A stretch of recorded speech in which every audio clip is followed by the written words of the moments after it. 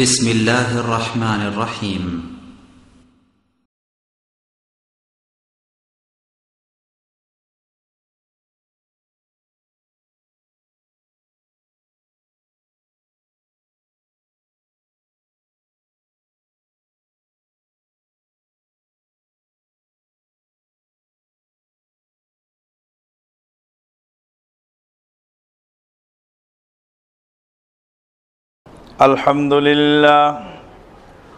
الحمد لله نحمده ونستعينه ونستغفره ونؤمن به ونتوكل عليه ونعوذ بالله من شرور أنفسنا ومن سيئات أعمالنا من يهده الله فلا مضل له ومن يضلل فلا هادي له وأشهد أن لا إله إلا الله وحده لا شريك له وأشهد أن محمدا عبده ورسوله صلى الله الذي أرسله بالحق بشيرا ونذيرا وداعيا إلى الله بإذنه وسراجا منيرا أما بعد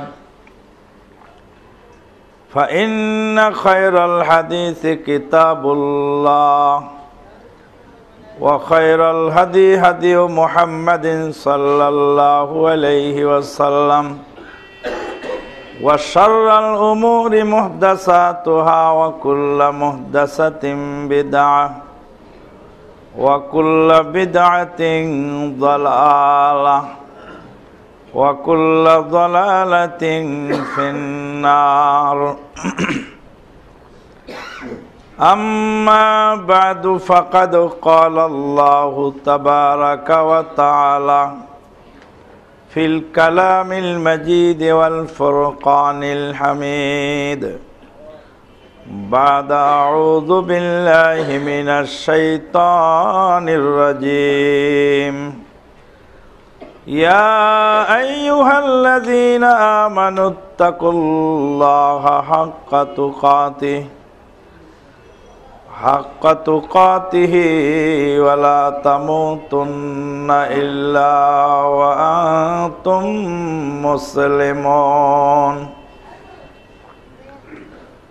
يا أيها الناس اتقوا ربكم الذي خلقكم من نفس واحدة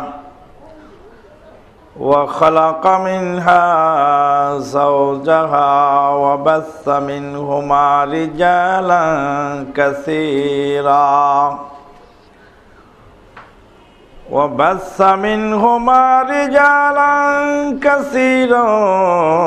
ونساء واتقوا الله الذي تساءلون به والأرحام إن الله كان عليكم رقيبا يا أيها الذين آمنوا اتقوا الله وقولوا قولا سديدا يصلح لكم أعمالكم ويغفر لكم ذنوبكم ومن يطع الله ورسوله فقد فاز فوزا عظيما وقال تعالى قل إن كنتم تحبون الله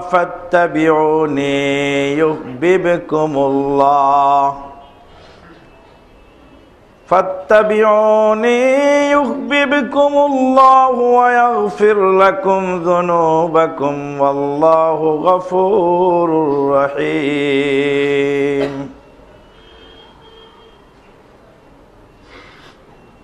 আল্লাহ পাকের অশেষ মেহেরবানিতে গত জুমায় আমরা খুতবা শুনেছিলাম যে অন্তরে যাদের বক্রতা আছে তারা দ্ব্যর্থবোধক আয়াত এবং দলিল নিয়ে মানুষকে বিভ্রান্ত করার চেষ্টা করে। মানুষের জীবন দুই প্রকার, দুইটি অংশ নিয়ে গঠিত, একটি হলো ইন্টারনাল আর একটা হলো এক্সটার্নাল। এক্সটার্নাল যেটা, সেটা হলো বডি, আর এই বডিটা হলো জড় পদার্থ। জড় পদার্থ থেকেই এটা পরিচালিত হয়।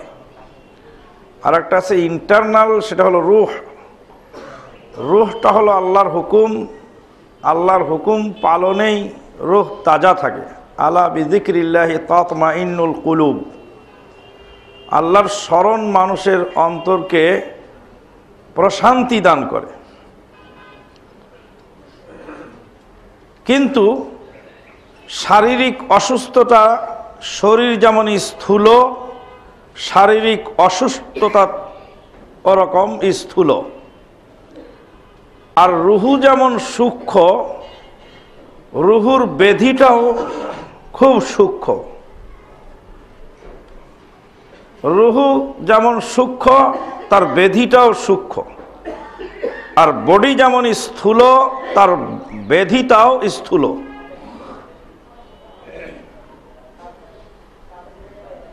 ওই জন্য তো 3.5 গজ কাপড় হলে একজন মানুষের পূর্ণ আপাদমস্তক ঢাকা সম্ভব হয়ে যায়, কিন্তু 3.5 কোটি গজ কাপড় দিয়ে মন ভরে না।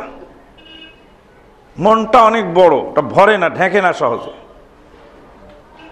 200 গ্রাম চাউল, একদম কামলামুনিও 200 গ্রাম চাউল হলে পেটটা ভরবে, কিন্তু সারা দুনিয়া তাকে লিখে দিলেও তার মনটা ভরবে না। মনের যে ব্যাধি, ফাম্মাল্লাযীনা ফী কুলূবিহিম যায়গুন, যাদের অন্তরে রয়েছে বক্রতা, মনের ব্যাধি বড় ভয়ানক। মনের ব্যাধির ভিতরে আরেকটা ব্যাধি হলো ভালোবাসা। সে ভালোবাসা সম্পর্কে আজকে কিছু আলোকপাত করা হবে। এটাও মনের ব্যাধি। ভালোবাসা হাত দিয়ে হয় না, মুখ দিয়ে হয় না, এগুলো সেলফিশ লোকের কাজ। হাত, মুখ, দুনিয়াবি বস্তুবাদী বিষয় দিয়ে ভালোবাসা হয় না। ভালোবাসাটা সম্পূর্ণ মনের ব্যাপার। অন্তর থেকে ভালোবাসা আসে। এই ভালোবাসার ব্যালেন্স যদি হারিয়ে ফেলে মানুষ, তখনই ক্ষতিগ্রস্ত হয়।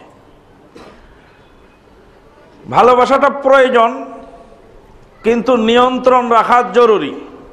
ঢাকা শহরে চলার জন্য আপনার একটা মোটর বাইক খুব দরকার, কিন্তু মোটর বাইককে আপনাকে কথা শোনাতে হবে। আপনার কথা ও শুনবে, তাহলে ঠিক আছে। আর আপনি যদি ওর কথা শোনেন, ও তো বলবেই যে আরো জোরে পিক আপ চাপো। আপনি আরো জোরে চাপবেন, তাহলে আপনার জীবন ধ্বংস অনিবার্য।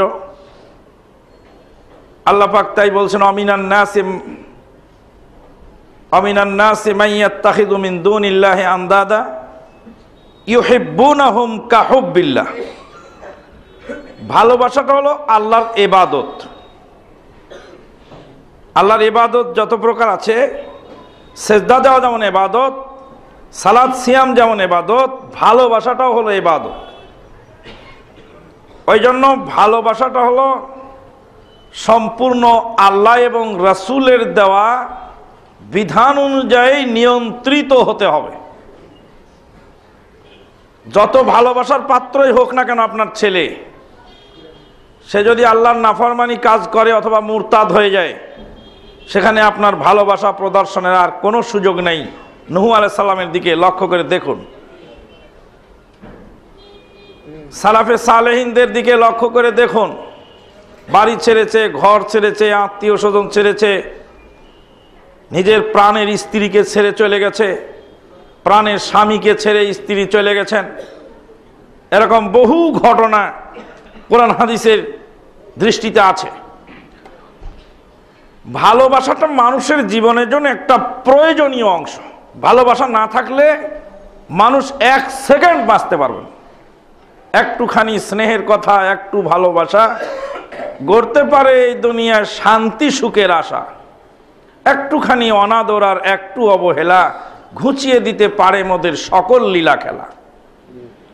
কবি তো যথার্থই বলেছেন, একটুখানি স্নেহের অভাব হলেই তো আত্মহত্যা করে, একটুখানি ভালোবাসার টানাপোড়েন হলেই তো একজন আরেকজনের গায়ে অ্যাসিড ছুঁড়ে মারে, ভালোবাসার টানাপোড়েন হলেই তো বেটা হয়ে বাপকে হত্যা করে, বাপ হয়ে বেটাকে হত্যা করে, ভাই হয়ে ভাইকে হত্যা করে, জীবনের সব কিছু উজাড় করে দেয়। কি কারণে? ওই ভালোবাসার কারণে, মহব্বতের কারণে। মহব্বত এবং ভালোবাসা এটা আল্লাহর নিয়ামত এবং এটা আল্লাহর ইবাদত। ভালোবাসা বান্দার হবে আল্লাহর সাথে, আর পারস্পরিক বান্দার সাথে বান্দার ভালোবাসা হবে।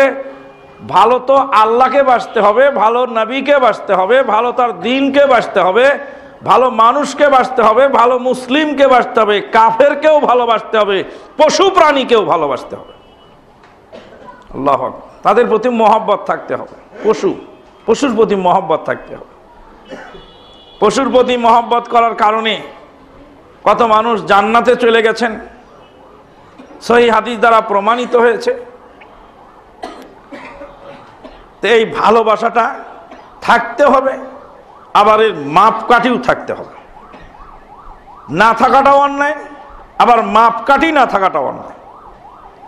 আকরা বিন হাবেস রাদিয়াল্লাহু তাআলা আনহু জলিলুল কদর সাহাবী, 11টা ছেলে, তার 11টা সন্তান। আকরা বিন হাবেস রাদিয়াল্লাহু তাআলা আনহু, জলিলুল কদর সাহাবী আকরা বিন হাবেস। আকরা বিন হাবেস রাদিয়াল্লাহু তাআলা আনহু ওয়া আরদাহু, রাসূলুল্লাহ সাল্লাল্লাহু আলাইহি ওয়াসাল্লামের পাশেই বসা। নবী সাল্লাল্লাহু আলাইহি ওয়াসাল্লাম তার নাতি হাসান অথবা হুসাইন রাদিয়াল্লাহু তাআলা দুইজনের একজনকে চুমু খেলেন, মহব্বত করে চুমু খেলেন। তো বলছি, ইয়া রাসূলুল্লাহ, আপনি নাতিকেও চুমু খান? আমার 11টা সন্তান, একটাকেও আমি চুমু খাই না। এরকম কর্কশ লোক দুনিয়াতে আছে। বাড়িতে বাইরে খুব ভালো ব্যবহার, কিন্তু বাড়িতে ঢুকলেই দারোগা। মনে মনে ভাবে যে পৌরুষ দেখানোর জায়গা হলো ওই মহিলা।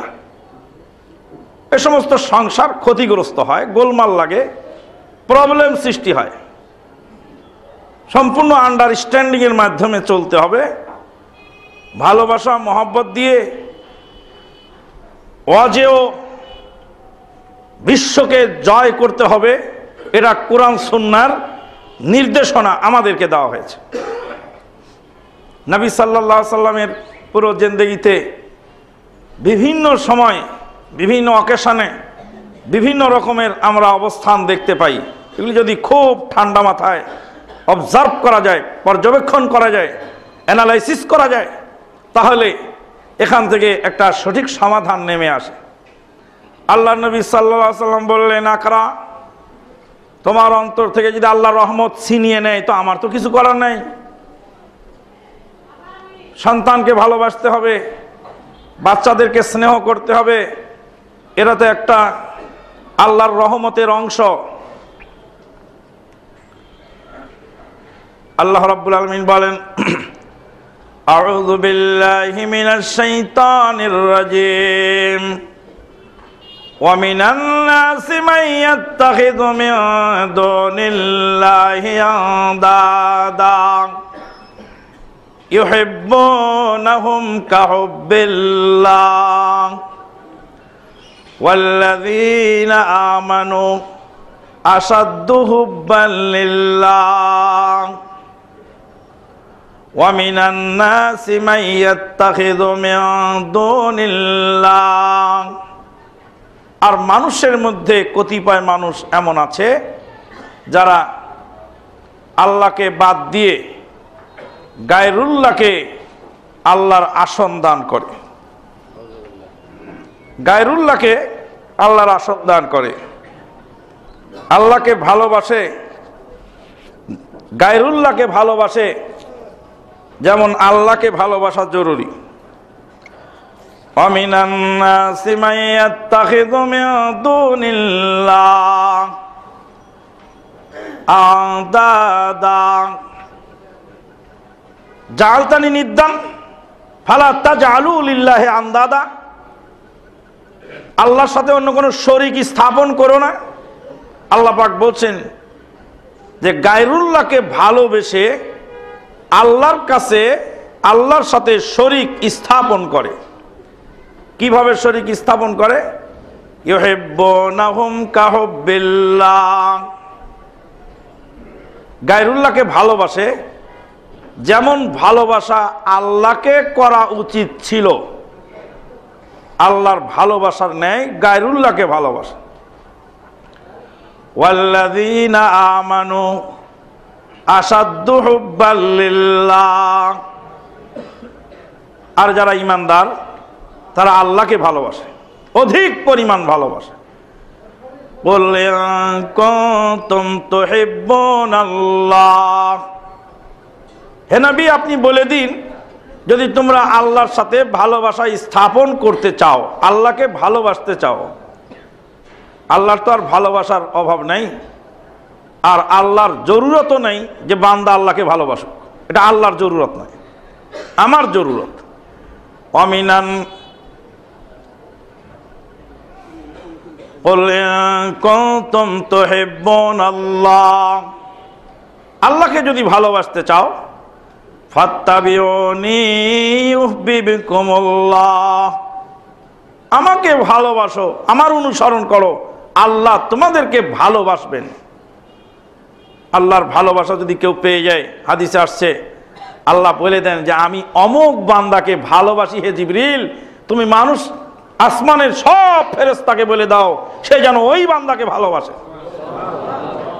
আসমানের সব ফেরেশতাকে জিবরিল আমিন বলে দেন যে অমুক বান্দাকে আল্লাহ ভালোবাসেন, আমি জিবরিলও ভালোবাসি, এবং ঘোষণা দিচ্ছি হে আসমানের ফেরেশতারা তোমরাও তাকে ভালোবাসো। আল্লাহর নবী বলেন তখনই ওই ভালোবাসার প্রভাব দুনিয়াতে পড়ে। দুনিয়াতে যারা আল্লাহর রেজামন্দি হাসিল করেছে তাদেরকে যদি মানুষ ভালোবেসে থাকে তাহলে বুঝতে হবে এটা আল্লাহর ইঙ্গিতে হয়েছে। আর আল্লাহর নাফরমানি করে যদি কেউ ভালোবাসা পায় তাহলে বুঝতে হবে যে এটা আল্লাহর তরফ থেকে মহা ফিতনা তার জন্য। বড়শিতে যখন মাছ ধরে যায় তখন মাছটাকে টান দিলে সুতা ছিঁড়ে যাবে, ওই জন্য সুতা ছেড়ে দেওয়া হয়। ঘোরো তোমার যত ইচ্ছা দৌড় পাড়তে থাকো, পুরা পুকুরময় পুরা জলাশয় দৌড়ানোর মতো সুতা ছেড়ে দেওয়া হয়। আল্লাহ পাক বলছেন ওয়ায়ামুদ্দুহুম ফি তুগয়ানিহিম ইয়ামাহুন। তাদের নাফরমানির সুতা আল্লাহ ঢিল করে দেন, তারা ঘুরতে থাকে আর দৌড়াতে থাকে। মাছটা যখন দৌড়াতে দৌড়াতে হয়রান হয়ে যায় তখন আস্তে করে ওখান থেকে সান্নারা থেকে বড়শির এই আপনার ছিপ থেকে সুতা গুটাতে থাকে, আস্তে আস্তে নিস্তেজ হয়ে তখন ধরা পড়ে। ধরা তো সহজে দেয় না। হার্ট স্ট্রোক করার পরে বিড়ি ছাড়লেন কেন, আগে ছাড়তে পারলেন না? ব্রেন স্ট্রোক করার পরে এখন নামাজ ধরছেন কেন, আগে করতে পারেননি? শেষকালে এসে আস্তে আস্তে ধরা দেয়। তারপরেও যদি ঢুস খেয়ে হুঁশ না হয় তাহলে আল্লাহ রাব্বুল আলামিন তাকে চূড়ান্ত ফাইনাল অপদস্থ করে দুনিয়া থেকে উঠিয়ে নিয়ে যান। তার মানে এ কথা বোঝার অবকাশ নেই যে নটনটি কপতি যারা পুরা জীবনটা চলছে, যাদের অন্যায় নাফরমানির, সকালবেলা ঘুম থেকে উঠে রাত্রে যে ঘুমায় ঘুমের মধ্যে আল্লাহর নাফরমানি চলে, তারাও তো মানুষের ভালোবাসা পায় না। ওই ভালোবাসার কোনো মূল্য নেই। কুল ইন কুনতুম তুহিব্বুনাল্লাহ ফাত্তাবিউনি ইউহিব্বুকুমুল্লাহ ওয়া ইয়াগফির লাকুম যুনুবাকুম ওয়াল্লাহু গফুরুর রহিম। তোমাদের সমুদয় গুনাহকে মাফ করে দেবেন, আল্লাহর ভালোবাসা পাওয়া যাবে, আর পাপসমূহ মাফ হবে নবীর আনুগত্য করলে। আল্লাহ পাক বলেন ওয়ামিন আয়াতিহি খালাকা লাকুম মিন আনফুসিকুম আজওয়াজা লিতাসকুনু ইলাইহা ওয়া জাআলা বাইনাকুম মাওয়াদ্দাতাও ওয়া রাহমা ইন্না ফি যালিকা লাআয়াতিন লিল আলিমিন ওয়ামিন আয়াতিহি খালাকা লাকুম মিন আনফুসিকুম আজওয়াজা। আল্লাহর নিদর্শন হলো যে তোমাদের জন্য তোমাদের ভিতর থেকে আল্লাহ পাক জোড়া সৃষ্টি করেছেন। লিতাসকুনু ইলাইহা, তার কাছে গিয়ে যাতে তোমরা একটু আশ্রয় নিতে পারো। সুকুন শব্দের অর্থ হলো স্থির হয়ে বসে যাওয়া। সাকানাতিল মা আয় রাকাদাত, পানি ঠান্ডা হয়ে গেছে মানে পানি আর এখন ঢেউ ওঠে না, শান্ত। সমুদ্রের পানি শান্ত। দুধ উতলাতে উতলাতে চুলা অফ করে দেওয়ার পরে দুধ ঠান্ডা হয়ে গেছে, লোকটা দৌড়াতে দৌড়াতে গিয়ে এক জায়গায় গিয়ে শান্ত হয়ে গেছে। সুবহানাল্লাহ। সকাল থেকে দিনাজপুর থেকে দৌড় শুরু করছে, দৌড়াতে দৌড়াতে দৌড়াতে দৌড়াতে দৌড়াতে তারপর ওই দক্ষিণ গাং পাড়ি দিয়ে রাত ৩টার সময় ওখানে ভাঙা ঘরের ভিতরে গিয়ে দেলটা শান্ত হয়ে গেছে। ওর পরে আর টেনশন নাই। বহুদিন বলেছিলাম যে শহরের বাড়িতে গ্রামের লোকেরা আসে, কি সুন্দর বিল্ডিং আর কি সুন্দর থাকার জায়গা, বলে থাকেন ঘুমান সকালে যাবেন। না, ঝড় তুফান হয়ে গেল, বাড়িতে কি অবস্থা খোঁজ খবর নেই, গরু ছাগলের কি হলো, ছেলে মেয়েদের কি অবস্থা হলো, টেনশনে ঘুম আসবে না ভাই, রাত যতই হোক বাসায় যেতে হবে। শহরের বিলাসবহুল বাড়ি ছেড়ে দিয়ে ওই লোক রাতে 1টার সময় গাং পাড়ি দিয়ে কাদা মারিয়ে কাঁচা রাস্তা হেঁটে পরিশ্রম করে যখন ওই নিজের ভাঙা ঘরে গিয়ে ঘুমায় তখন সাথে সাথে নাক ডাকতে থাকে। অমিনহু সাকান, ওই জন্য সাকান বলা হয় বাড়িকে। আপনারা আগে ব্রিটিশ আমলে লিখতো সাকিন, এখন গ্রাম লেখে, আগে লিখতো সাকিন। সাকিন নাসিরাবাদ পোস্ট অফিস, দন্তেশ আকার 1900 লিখতো সাং। সাং এর পূর্ণাঙ্গ অর্থ হলো সাকিন।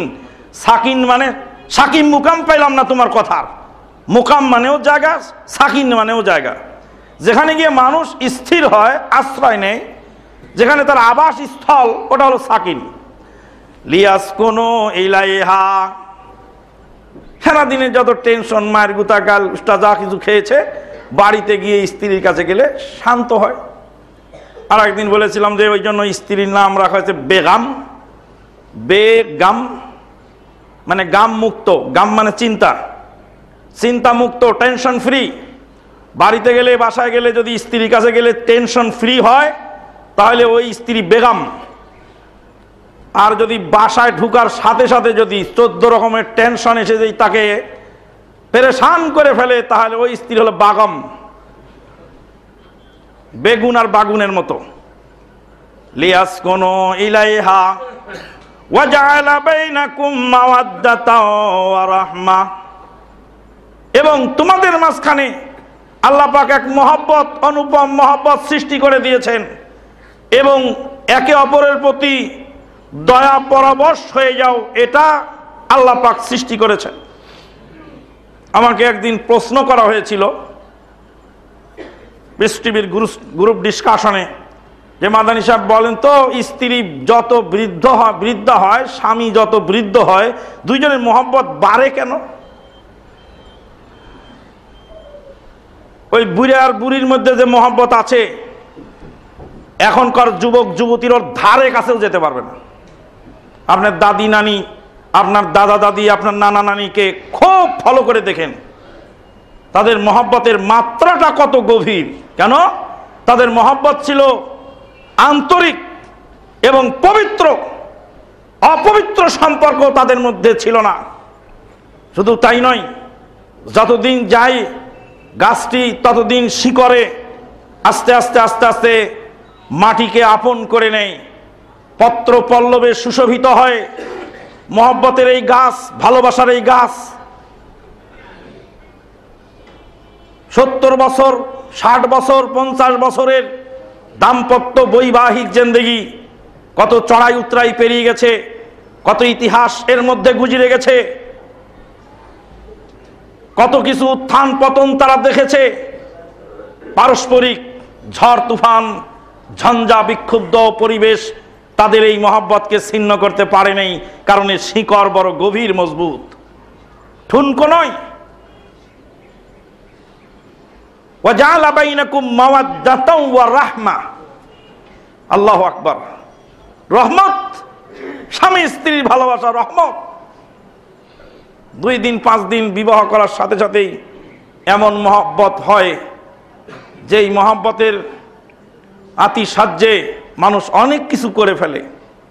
আল্লাহ পাক বলছেন এই মহব্বত, এই দয়া, এই ভালোবাসা, এই রহমত, এগুলি সব আমার অনুদান, আমি তোমাদেরকে দিয়েছি। তবে মহব্বত আমার ভিতরে যেটা আছে, আমি আল্লাহ ওটাকে 100 ভাগে ভাগ করেছি। 100 ভাগে ভাগ করে তামাম পৃথিবীর কুল কায়নাতের মাখলুকাত, জামাদাত, নাবাদাত, পশু পাখি, বৃক্ষলতা, তরুলতা, গাছপালা, পাহাড় পর্বত, নদ নদী, খালবিল, সব কিছুর ভিতরে ভাগ করে বন্টন করে দিয়েছি। একটা লোহার টুকরা একটা ম্যাগনেটকে কিভাবে জড়িয়ে ধরে রাখে দেখেননি আপনি? ছাড়ানো যায় না, একজন আরেকজন থেকে ছুটতে চায় না। এটা কি আপনাকে দেখার বস্তু নয়? আল্লাহ নবী সাল্লাল্লাহু আলাইহি ওয়াসাল্লাম বলেন, ওই উহুদের পাহাড় আমাকে ভালোবাসে, আমি উহুদের পাহাড়কে ভালোবাসি। আল্লাহ নবীকে ভালোবেসে মরা খেজুরের গাছ কাঁদলো, বুখারীর হাদিসে আছে, শুনেছেন তো হাদিস আপনি বারবার। উহুদের পাহাড় নবীকে ভালোবাসেন, উহুদের পাহাড় নবীকে ভালোবাসে, মরা খেজুরের গাছ নবীকে ভালোবাসে, মানুষ মানুষকে ভালোবাসে, পাথর পাথরকে ভালোবাসে। আল্লাহ পাক বলছেন, সুম্মা কাসাত কুলুবুকুম ফাহিয়া কাল হিজারা আও আশাদ্দু কাসওয়া ওয়া ইন্না মিনাল হিজারাতি লামা ইয়াতাফাজ্জারু মিনহুল আনহার ওয়া ইন্না মিনহা লামা ইয়াশাক্কাকু ফায়াখরুজু মিনহুল মা ওয়া ইন্না মিনহা লামা ইয়াহবিতু মিন খাশিয়াতিল্লাহ ওয়া মাল্লাহু বিগাফিলিন আম্মা তা'মালুন। পাথরের মধ্যে পানি ঝরে, পাথর থেকে ঝর্ণা বের হয়, পাথর আল্লাহর ভয়ে উপর থেকে গড়ে পড়ে নিচে। ওয়া মাল্লাহু বিগাফিলিন আম্মা তা'মালুন। আল্লাহ পাক বলছেন তোমাদের দিল পাথরের চেয়ে শক্ত হয়ে গেল। পাথর তো সেখান থেকে তো পানি বের হয়, ঝর্ণা বের হয়। এখন নতুন বিজ্ঞান আবিষ্কার হচ্ছে, গাছ কাঁদে, মেশিন লাগালে গাছের কান্না শুনতে পাওয়া যাবে। জগদীশচন্দ্র বসু বলেছিল গাছের প্রাণ আছে, এখন আমেরিকার বিজ্ঞান প্রমাণ করেছে গাছ কাঁদে। গাছকে কাঁদতে দেখেননি? কলার গাছের পাতাটা কেটে ফেললে রস যে বের হয় আপনি দেখেন না, পানি বের হয় চোখ দিয়ে। মনুষ্যত্ব থাকলে, ভালোবাসা থাকলে ওটা করবে কেন? আল্লাহ নবী বলেন নাই মদিনার কোনো গাছের পাতা ছিঁড়া যাবে না? কেন বলেছেন? মানা করলেন কেন? আল্লাহু আকবার, সুবহানাল্লাহ। গাছও কাঁদে, বিজ্ঞান আবিষ্কার করতেছে গাছের কান্না মানুষ শুনতে পাবে মেশিন লাগিয়ে। পশুও কাঁদে, গাছও কাঁদে। গাছ কাঁদবে, গাছের কান্না শুনে গাছের গোড়ায় পানি দিবে। বিজ্ঞান আবিষ্কার করতেছে, বুঝতে পারবে যে গাছের কখন ক্ষুধা লেগেছে। বাচ্চা যেমন কাঁদে, মা দুধ দেয়, ওরকম গাছের কান্না শুনে গাছের গোড়ায় পানি লাগবে, সার লাগবে, কি লাগবে, কি অভাবে কাঁদে, বিজ্ঞান মানুষকে বোঝার শক্তি দিচ্ছে। আল্লাহু আকবার। 1400 বছর আগে নবী মুহাম্মদুর রাসূলুল্লাহ সাল্লাল্লাহু আলাইহি ওয়াসাল্লাম বলছেন, সমস্ত কুল কায়নাতের মাখলুকাতের মধ্যে 1% ভালোবাসাকে আল্লাহ বন্টন করে দিয়েছেন, কিয়ামত পর্যন্ত চলবে।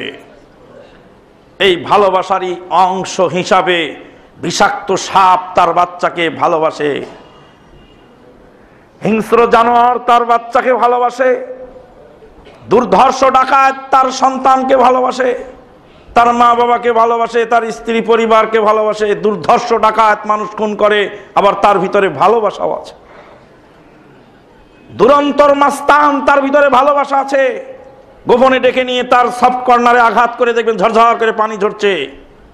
মাস্তানকে তো সারা জীবন ঘৃণা করে দূরেই রাখলেন, কাছে টেনে একদিন জিজ্ঞেস করেন, বেটা তোর দুঃখটা কি একটু বলতো।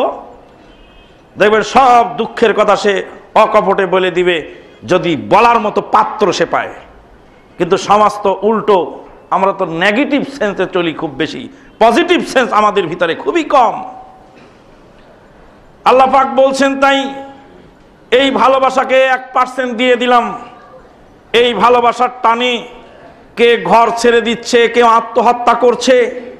ভালোবাসার পাওয়ার যদি আল্লাহ আর একটু বাড়িয়ে দিতেন, গোটা পৃথিবী গারদ হয়ে যেত একদিনে। Happy Valentine day. 17 কোটি টাকার ফুল গত বছর বিক্রি হয়েছে।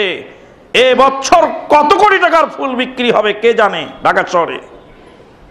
কালকে ওয়াজ মাহফিলে ছিলাম, বিশাল বড় গেট।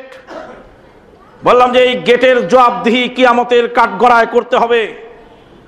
মদিনা ইউনিভার্সিটির একজন ছাত্র ঈদ কার্ড কিনলেন আমার সাথে।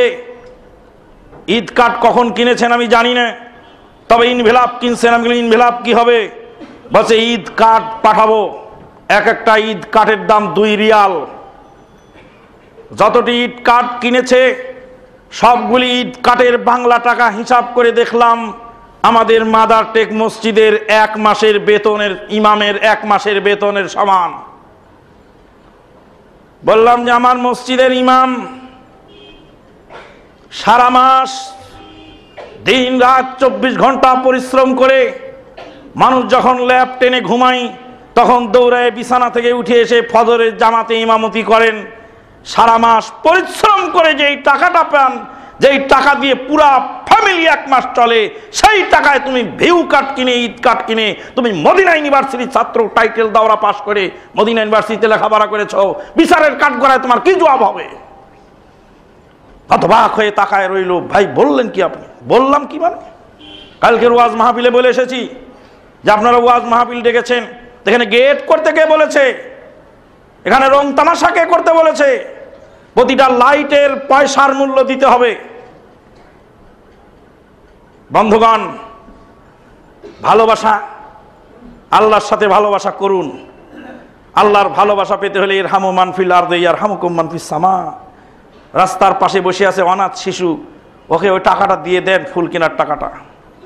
কসম আল্লাহর, আল্লাহ দোহাই লাগে, এই হারাম কাজে যাবেন না। একটা টাকা যদি আপনার ছেলেকে আপনি দেন, আপনার মেয়েকে আপনি দেন, বিচারের কাঠগড়ায় গরম পাথরের উপরে, তামার জমির উপরে 1 মাইল উপরে থাকবে সূর্যের তাপ। মানুষের মাথার মগজ গলে গলে পড়তে থাকবে, ঘামের সাগরের মধ্যে মানুষ সাঁতার কাটবে। তখন জিজ্ঞেস করা হবে, টাকা কোথায় খরচ করেছিলি বল? আল্লাহু আকবার, সুবহানাল্লাহি বিহামদিহি, সুবহানাল্লাহিল আযীম। মহিলারা মাটি কাটছে। টাঙ্গাইলের এক খালের মধ্যে গাড়ি নিয়ে যাচ্ছি আমি। রাস্তার মাঝখানে দাঁড়িয়ে গাড়ি থামিয়ে বললাম, মা আমাদেরকে মাফ করে দেন, মা আমাদেরকে মাফ করে দেন। আপনাদের ভরণ পোষণের দায়িত্ব আল্লাহর তরফ থেকে আমাদের উপরে ছিল, আমরা আপনাদেরকে করতে পারিনি। আপনারা এই কমল দেহে মাটির বোঝা মাথায় করে নিয়ে চলছেন, বিচারের কাঠগড়ে আমাদের জবাব হবে না, আমাদেরকে মাফ করে দেন।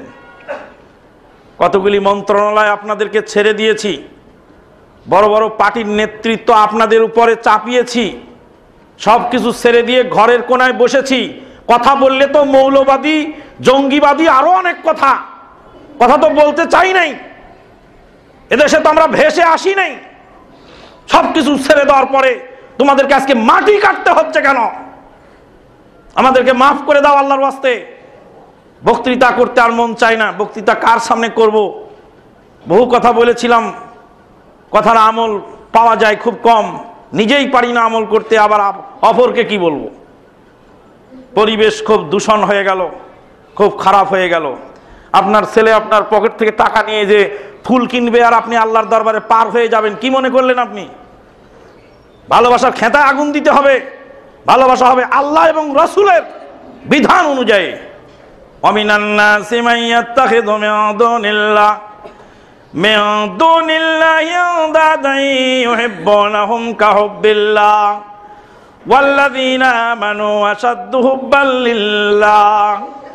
পীর সাহেবকে ভালোবাসে এক মুরিদান, দলে আর পালে বাড়ছে, এমন বাড়ছে বাংলার মাটিতে দুইটা জিনিসের ফলন বেশি হচ্ছে, ইরি ধান আর মুড়ি ধান।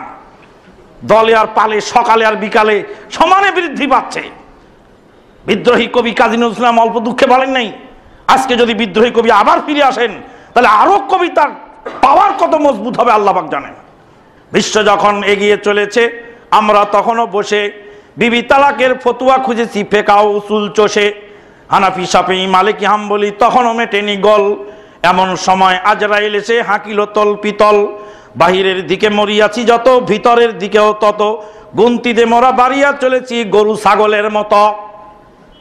কাজী নজরুল ইসলাম যদি আজকে এই কবিতা লিখতেন একেও মৌলবাদ বলে ফেলত, অথবা না আর অন্য কিছু বলে ফেলত।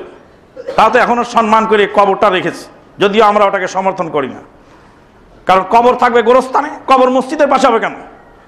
লাআনাল্লাহুল ইয়াহুদা ওয়ান নাসারা ইত্তাখাযা কুবুর আম্বিয়াহিম মাসাজিদ। আল্লাহ কাজী নজরুল ইসলাম সাহেবকে মাফ করে দিন, আল্লাহুম্মা আমিন। বলতেছিলাম দলে আর পালে বৃদ্ধি পেয়েছে। পীর সাহেব বলেছে মাওলানা শফিউল্লাহ সাহেবকে মেরে আসো। কুমিল্লা জেলার আহলে হাদিস আন্দোলনের সভাপতি মাওলানা শফিউল্লাহ সাহেবকে মারো। মাওলানা শফিউল্লাহ সাহেব এমন দুর্বল মানুষ, ওকে মারার মতো কোনো জায়গা নেই। ওই ছেলেটি একদিন কাঁদছেন আমার সাথে এসে, রাতে গভীর রাতে আমাকে নিয়ে আসতেছেন বিশ্বরোডে গাড়ি তুলে দেওয়ার জন্য। তো বলছে মাদানী সাহেবের নিয়ে গাড়িতে উঠাই দিয়ে আসো, রাস্তায় যেন কোনো প্রবলেম না হয়। তো আল্লাহর কসম আমাকে হত্যা করার আগে ওনার গায়ে কেউ হাত তুলতে পারবে না। রাস্তার মধ্যে আস্তে আস্তে কাঁদতেছে ওই লোক গাড়ির মধ্যে। কাঁদেন কেন ভাই, কি সমস্যা? আমার জীবনের একটা পাপের কথা স্মরণ হয়ে আমি কাঁদি।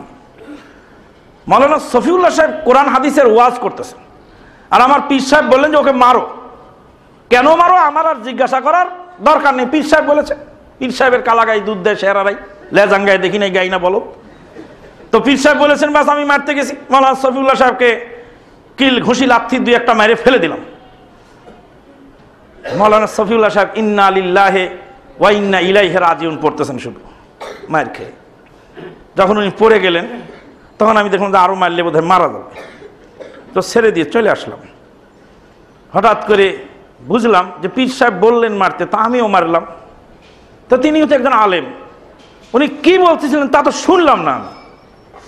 একদিন গোপনে আস্তে আস্তে জানার চেষ্টা করলাম যে এরা কি বলে আর কোন অপরাধের কারণে তাদেরকে মারতে হবে। হতে হতে আল্লাহর ফজলে কর্মে আহলে হাদিস হয়ে গেলাম, আলহামদুলিল্লাহ। জীবনে বহু কাদা কেঁদেছি, কিন্তু ওই দুঃখটা আর আজকে মোছে না। ভালোবেসেছে পীর সাহেবকে, আল্লাহ এবং তার রাসূলের হাদিসকে ভালোবাসতে পারেনি।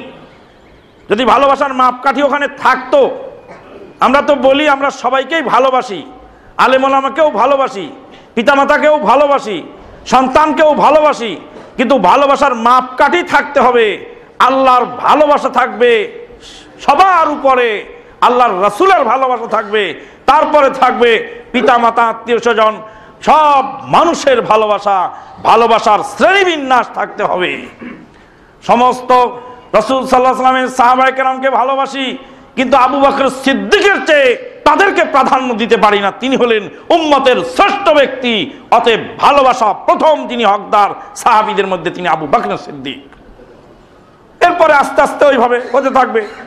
আইমায়ে দ্বীন, উলামায়ে মুজতাহিদিন, চার মাযহাবের চার ইমাম, হাদিসের যারা সংকলক আইম্মায়ে মুহাদ্দিসিন, তাদেরকে ভালোবাসতে হবে। তাবেঈনকে ভালোবাসতে হবে, আতবাউত তাবেঈনকে ভালোবাসতে হবে, আলেম ওলামাকে ভালোবাসতে হবে। হ্যাঁ, এরকম ভালোবাসতে বাসতে সাধারণ মুসলিমকে ভালোবাসতে হবে, দেশের শাসককে ভালোবাসতে হবে, পশু পাখিকেও ভালোবাসতে হবে। কুত্তার বাচ্চাকে রান্ডি মহিলা, অসভ্য মহিলা কুত্তার বাচ্চাকে পানি পান করানোর কারণে, দেহ ব্যবসায়ী মহিলা কুত্তার বাচ্চাকে পানি পান করানোর কারণে জান্নাত পেয়ে গেল। আল্লাহু আকবার। ইরহামু মান ফিল আরদি ইয়ারহামুকুম মান ফিস সামা। মানবতা দিবস উপলক্ষে যা কিছু চলছে সব জাহিলিয়াত, নব্য জাহিলিয়াত। এই জাহিলিয়াতকে মূলোৎপাটন করার জন্য আমাদেরকে সর্বাত্মক প্রচেষ্টা চালাতে হবে। এই মাসেই রয়েছে ফাতেহায়ে ইয়াজদহম। ফাতেহায়ে ইয়াজদহম কিম্ভূত কিমাকার নাম। আগামী জুমাতে ভাষার উপরে আলোচনা হবে, ভাষা আন্দোলনের উপরে আলোচনা হবে। ভাষা কি জিনিস এর উপরে আগামী জুমায় আলোচনা হবে ইনশাআল্লাহ। ভাষা আন্দোলন সাকসেসফুল হয় নাই হে ভাষাবিদ, ভাষা আন্দোলন সাকসেসফুল হয় নাই হে দেশবাসী। আজও পর্যন্ত তোমার মসজিদের ইমাম সাহেব সিরা পাতা খুলে নিয়ে খাকান এমনি খাকান পড়ছে, আর তোমার মসজিদের মুসল্লিরা ঘুমাচ্ছে। বাংলা ভাষায় এখনো খুতবা চালু হয়নি, মাতৃভাষায় এখনো খুতবা চালু হয়নি। ভাষা আন্দোলন পূর্ণতা লাভ করে নাই। ভাষা আন্দোলন এদেশে পূর্ণতা লাভ করবে সেদিন যেদিন এদেশের মেম্বার থেকে খতিব সাহেব বাংলায় মাতৃভাষায় তাদেরকে কোরআন সুন্নাহ বুঝাতে পারবেন। বিদেশি ভাষা দূর করার চেষ্টা করেছেন আপনি? হ্যাঁ, কি সুন্দর যুক্তি। আল্লাহর নবী কোন সময় বাংলায় খুতবা দেননি। ইন্না লিল্লাহি ওয়া ইন্না ইলাইহি রাজিউন। আল্লাহর নবী কিসে খুতবা দিয়েছেন? আরবিতে? জিনা ভুল। আল্লাহ নবী খুতবা দিয়েছেন মাতৃভাষায়। যদি বলেন আরবিতে তাহলে মারাত্মক ভুল। আরবি আর মাতৃভাষার মধ্যে পার্থক্য হলেই আল্লাহর নবী বিশ্বব্যাপী নবী। পৃথিবীর কোন ভাষা বর্ণ এবং পৃথিবীর কোন ভৌগোলিক সীমারেখাকে বলন্দ করার জন্য দুনিয়াতে আসেন নাই। ওমা আরসালনাকা ইল্লা রাহমাতাল লিল আলামিন। জাল হাদিস তৈরি করেছে। আগামী জুমায় গেলে আলোচনা হবে। আহেবুল আরাবিয়া লিয়ান্নানি আরাবিয়ুন, তোমরা আরবিকে ভালোবাসো যে তুমি আরবের নবী। জাতীয়তাবাদ নিয়ে এসেছিলেন নবী, সাম্প্রদায়িকতা নিয়ে এসেছিলেন নবী, ভাষা বর্ণর ভেদ করার জন্য দুনিয়াতে এসেছিলেন নবী। আল্লাহ নবী মাতৃভাষায় খুতবা দিয়েছেন। ওমা আরসালনা মির রাসূলিন ইল্লা বিলিসানি কওমিহিম। তাদের জাতীয় ভাষায় তাদেরকে নবীকে পাঠানো হয়েছে। তো নবী সাল্লাল্লাহু আলাইহি সাল্লাম মাতৃভাষায় খুতবা দিয়েছিলেন। আমাকে প্রশ্ন করেছে, তা আমি উত্তর আরবিতেই দিচ্ছি। উনি বলেন আমি বুঝি না, বাংলায় বলেন। বাংলায় বলবো কেন? আল্লাহ নবীকে কোন দিন বাংলায় প্রশ্ন করা হয়েছিল আর কোন দিন তিনি উত্তর দিয়েছিলেন বাংলায়? জবাব দে। আল্লাহ নবীকে সাহাবায়ে কেরাম কোন আরবিতে প্রশ্ন করতেন, উনি আরবিতে উত্তর দিতেন। তুই আরবিতে প্রশ্ন কর, আমি আরবিতে জবাব দেবো। মাথায় এতটুকু মগজ গিলু নাই? ওয়ায়ুযাক্কিরুন নাস আলা আহওয়ালিহিম, মানুষকে সাময়িক প্রেক্ষাপটে নসিহত করতেন। এখন ওই নোংরামি ঢাকার জন্য আবার আরেক নোংরামি চালু হয়েছে, মানে খুতবার আগে আবার বাংলায় বয়ান। ইন্না লিল্লাহি ওয়া ইন্না ইলাইহি রাজিউন। ভাষা আন্দোলন সাকসেসফুল হবে। ফাতেহা ইয়াজদহম মানে কি? বলে বাংলায় লেখো একাদশীর পূজা। ইয়াজদহম মানে হলো একাদশী, দোয়াজদহম মানে দ্বাদশী। যদি একাদশী বলে তো বলবে যে এটা তো পূজা পার্বণের নাম। ওই জন্য ভাষার মোড়কে দিয়েছে, সুন্দর করে কভারেজ করে দিয়েছে। দেখেন না, গিফট পেপার দিয়ে কভার করে দেয়। ভিতরে কি? ভিতরে পচা একখানা সামান্য একটা গিফট, 2 দিন যাওয়ার পরে নষ্ট হয়ে যায় গিফট পেপার দিয়ে। ভাষার মোড়কে দিয়েছে ফাতেহা ইয়াজদহম। আব্দুল কাদের জিলানী রাহমাতুল্লাহ আলাইহির জন্মবার্ষিকী না মৃত্যুবার্ষিকী? জন্মবার্ষিকী। ফাতেহা ইয়াজদহম। ইন্না লিল্লাহি ওয়া ইন্না ইলাইহি রাজিউন। আরে 1.25 লক্ষ সাহাবী, আল্লাহর নবী তো আরাফার ময়দানে প্রায় 1.25 লক্ষ সাহাবী রাখলেন। আর এদিকে ওদিকে যেসব সাহাবী আরাফার ময়দানে আসতে পারেননি তাদেরকে মিলায়ে প্রায় তো 2 লক্ষ সাহাবী তো আল্লাহর নবী জীবদ্দশায় রেখে গেলেন। এই যে 2 লক্ষ সাহাবী, এই 2 লক্ষ সাহাবীর নামে ফাতেহা ইয়াজদহম, দোয়াজদহম, তেয়াজদহম, সেয়াজদহম হয় না কেন? হয় না কেন? আবু বকর সিদ্দিকের জন্মবার্ষিকী মৃত্যুবার্ষিকী পালন করেন, উমরে ফারুকের করেন। এরকম 2 লক্ষ, প্রায় 2 লক্ষ সাহাবীর জন্মবার্ষিকী মৃত্যুবার্ষিকী পালন করতে হলে একজন মানুষের মরে আবার জিন্দা হতে হবে, মরে আবার জিন্দা হতে হবে, মরে আবার জিন্দা হতে হবে। সারা বছরে ডেলি যদি একটা করে পালন করে তাহলে সারা বছরে হবে 365টা। এবার 1 লক্ষ 2 লক্ষ পার করতে কত বছর লাগবে বোঝেন? লক্ষাধিক নবী রাসূল দুনিয়াতে রেখে গেছেন। তাদের নামে ফাতিহা ইয়াজদহম সিয়াজদহম হয় না কেন? কে বলেছে এগুলি করতে? এগুলি সব জাহেলিয়াত এবং ধর্মের নামে অধর্ম। যে আব্দুল কাদের জিলানী রহমাতুল্লাহ আলাইহি তিনি বলছেন মুসলিম জাতি ৭৩ ভাগে ভাগ হবে, আল্লাহ নবীর হাদিস। সে হাদিসে কে কোন ভাগে পড়ছে গুনিয়াতুত তালেবিনের মধ্যে বলে দিয়েছে যে আব্দুল কাদের জিলানী বলছেন বেনামাজিকে হত্যা করে দাও, তলোয়ার দিয়ে হত্যা করার দায়িত্ব সরকারের, লালুরও নয় ভুলুরও নয়। বেনামাজিকে কাফন দিও না, দাফন করো না, ওরে জানাজা পড়ো না, ওকে মুসলমানের গোরস্থানে দাফনও করো না, তাদফানুহু ফি মাকাবিরিল মুসলিমিন, মুসলমানের গোরস্থানে ওকে দাফনও করো না। বরফির আব্দুল কাদের জিলানী বলেছেন তামুল মুরিদে হারামুল লিশাইখ, মুরিদের খানা পীরের জন্য হারাম। মুরিদের খানা খাওয়া তোমার জন্য হারাম, মাংনা পীরগিরি করো দেখ কেমন ঠেলা। পীরগিরি যদি করাই লাগে তাহলে মাংনা করো, মুরিদের খানা খাওয়া তোমার জন্য হারাম। আল্লাহু আকবার। তো সিন্নি মানত এগুলি ইমামগণ করেছিলেন। ইমাম আবু হানিফা রাহমাতুল্লাহ আলাইহি এক পোটলা টাকা স্বর্ণের, আল্লাহু আকবার, স্বর্ণের টাকা এক থলি নিয়ে বেদায় নেহা খোলেন, এক থলি স্বর্ণের টাকা নিয়ে তারই শাগরেদ কাজী আবু ইউসুফ ইয়াকুব বিন ইব্রাহিমের হাতে তুলে দিয়ে বলেন, বাবা এইটা দিয়ে তোমার আম্মাকে খানা কিনে দিয়ে আসো, আর আমার মসজিদে এসে তুমি কোরআন সুন্নাহ শিখতে থাকো। খেয়েছেন না দিয়েছেন? দিয়েছেন। তা আমরা কি করছি এখন? আব্দুল কাদের জিলানী রহমাতুল্লাহ আলাইহির নামে গদগদ চিত্তে এই ফাতিহা ইয়াজদহম এগুলি জাহেলিয়াত। যদি মানতে হয় তো আব্দুল কাদের জিলানী রহমাতুল্লাহ আলাইহির তরিকা মানতে হবে। তিনি যেগুলি রেখে গেছেন কোরআন সুন্নাহ ভিত্তিক, তিনি সুফিজম রেখে যাননি, তিনি কোরআন সুন্নাহ রেখে গেছেন। জীবনের শুরুতে কিছু এলোমেলো থাকলেও জীবনের শেষ প্রান্তে এসে তিনি যা লিখে গেছেন বলে গেছেন অধিকাংশই কোরআন সুন্নাহর সাথে মেলে। যেটা মেলে না ওটা আমরা গ্রহণ করি না। অজু করতে হবে, প্রত্যেক অঙ্গে অঙ্গে আলাদা, অঙ্গ ধোয়ার সময় আলাদা দোয়া পড়তে হবে, গুনিয়াতুত তালেবিন আছে, ওটা আমরা নেই না। কারণ আমরা কারো কাছে মাথা বেছে খাইনি। যারা মাথা বেছে খাইছে তারা এটাও নেই ওটাও নেই। যারা কারো দোকানে বাকি খায়, এটা পচাটাও নিতে হয় ভালোটাও নিতে হয়। বাকি খাও যে বেশি দাম ধরলে কিছু করার নেই। আর আমরা দেখে শুনে কিনি, 10টা দোকান থেকে যাচাই করে দাম যাচাই করব, গুণগত মান যাচাই করব, ওজন যাচাই করব, তারপরে নিব, খাবো, দেখবো। এটা তো আমাদের অপরাধ। আর তোমরা বাকি খাও, ঠিকাদারি লইছো একজনের কাছে, তোমার পচা মালটা ধরাই দিয়ে বেশি করে লিখে দেবে, তোমার কিছু বলার নেই। ওটা আমরা করি না, আমরা কারোর কাছে দায়বদ্ধ নই। আমরা কোরআন সুন্নাহ ভিত্তিক জীবন যাপন করার চেষ্টা করি। বন্ধুগণ, তাহলে এই মাসে আসলো ভ্যালেন্টাইন আর এই ইয়াজদহম, আর সামনের জুমায় আসতেছে ভাষা দিবস বা ভাষা আন্দোলন। ভাষা কি জিনিস, ভাষার গুরুত্ব তাৎপর্য কি, এগুলি বিষয় নিয়ে কোরআন ও হাদিসের আলোকে আলোচনা হবে। ওমা আলাইনা ইল্লাল বালাগ। আকুলু কওলি হাযা আস্তাগফিরুল্লাহ লি ওয়া লাকুম ওয়া লিসাইরিল মুসলিমিন ফাস্তাগফিরুহু মিন কুল্লি যামবিন ওয়া তুবু ইলাইহি ইন্নাহু হুয়াল গফুরুর রহিম। আলহামদুলিল্লাহ আলহামদুলিল্লাহি কাফা ওয়া সালামুন আলা ইবাদিহিল্লাযীনা ইসতাফা আম্মা বা'দ ফাউযু বিল্লাহি মিনাশ শাইতানির রাজীম।